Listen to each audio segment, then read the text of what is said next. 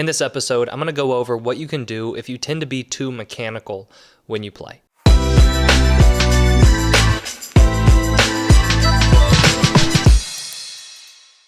Hey there, I'm Eli Straw, mental performance coach and the founder of SuccessStartsWithin.com.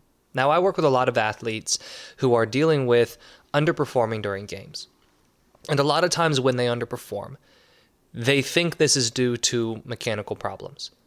And a lot of times it is due to mechanical problems.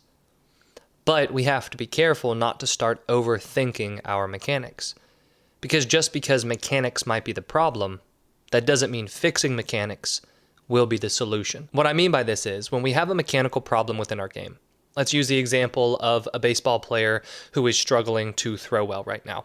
I work with a lot of baseball players who are struggling with the yips, and this is something where they have a difficult time throwing the ball back to the pitcher, or they have a difficult time making a throw across the diamond, or whatever it ends up being. Maybe a pitcher is having a tough time throwing strikes.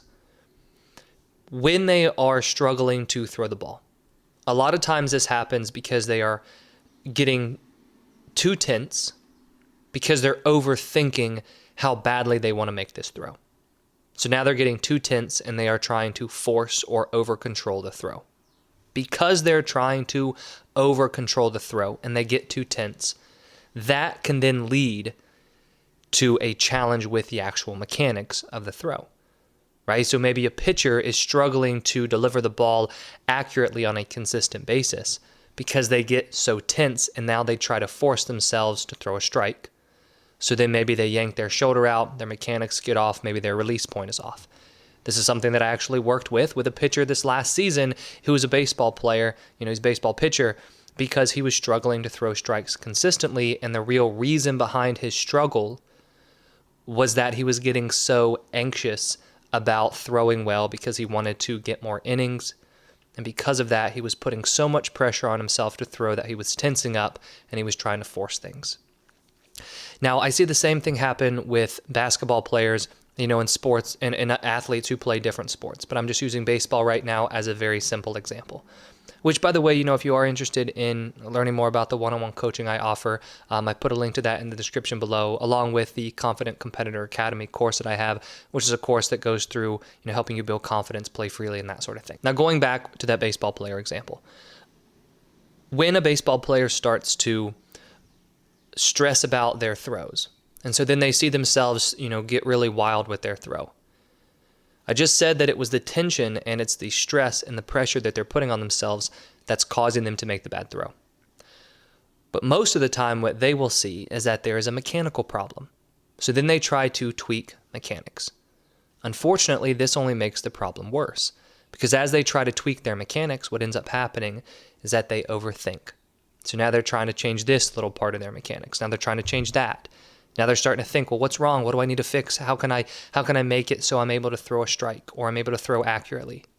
Then they start to overthink, and this worsens the problem because now they're becoming too mechanical and not as athletic as they need to be. I've seen the same thing happen with basketball players with their shot, tennis players with their serve, really all different athletes.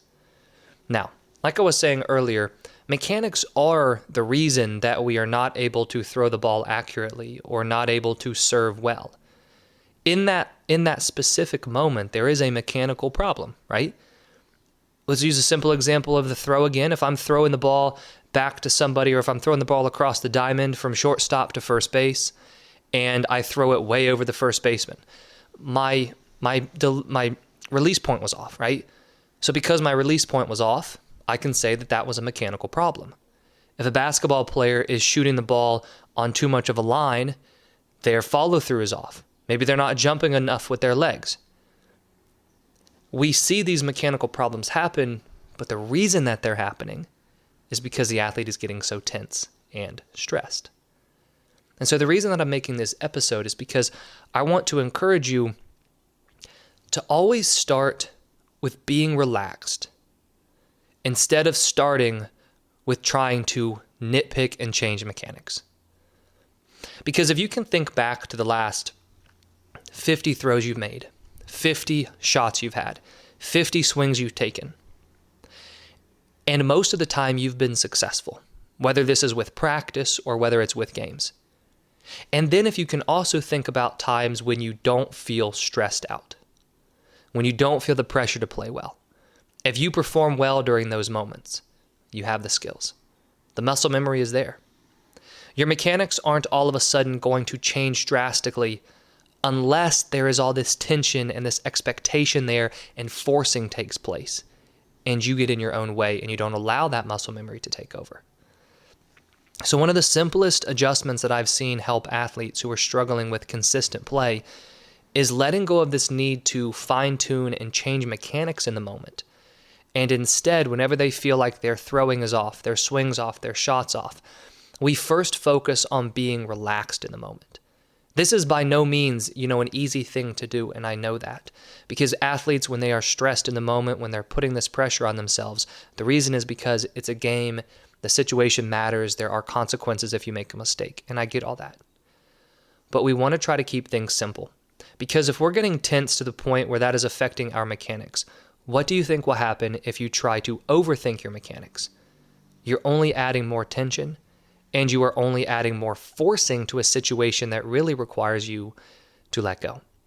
So something simple that you can do is in the moment when you are feeling like you're not performing well and you're feeling this tension, instead of immediately going to questioning and changing your mechanics, let's first start by taking a deep breath using some count breathing. Maybe you breathe in for 4 and out for 4, maybe do that a couple times, and then really try to feel yourself get relaxed. Try to let go of the outcome and the expectations and try to relax both mentally and physically into the moment. Now, this isn't a quick fix, right? It's not, let me try that. It didn't work. Because if that's the case, then it's not going to work because it's all about relaxing. But a big part of this is about you recognizing that you already have the skills you need to succeed. You just have to trust those skills. And if we look at what trust really is in the moment, trust is playing relaxed. Because when you play relaxed, you're trusting yourself to perform. When you trust yourself to perform, you don't have to try to over-control your mechanics.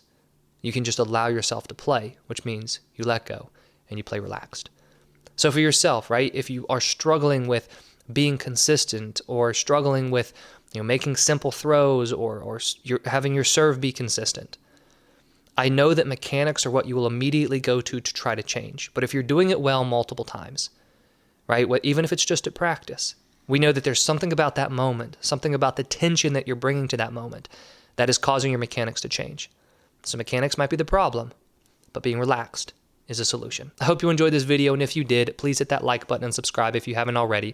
I put out new videos each week on sports psychology and mental training. And if you're interested in any of the sports psychology programs I have available, I've put links to those in the description below. Thank you for watching, and I wish you the best of success in all that you do.